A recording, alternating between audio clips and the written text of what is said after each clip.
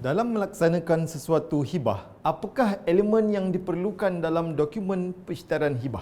Ini perkara yang sangat penting kepada kita semua kerana untuk menjadikan hibah itu diterima dari sudut syarak dan undang-undang, beberapa elemen-elemen penting perlu wujud dalam dokumen pengisytiharan hibah tersebut. Yang pertama, perlu ada pengakuan waras fikiran dan kerelaan pemberi hibah. Hibah adalah satu perbuatan sukarela daripada pemberi kepada penerima, maka dengan itu, satu pengakuan yang berbentuk waras fikiran dan kerelaan pemberi hibah kepada penerima hibah perlu wujud. Yang kedua, perlu ada perisytiharan ke atas harta yang ingin dihibahkan.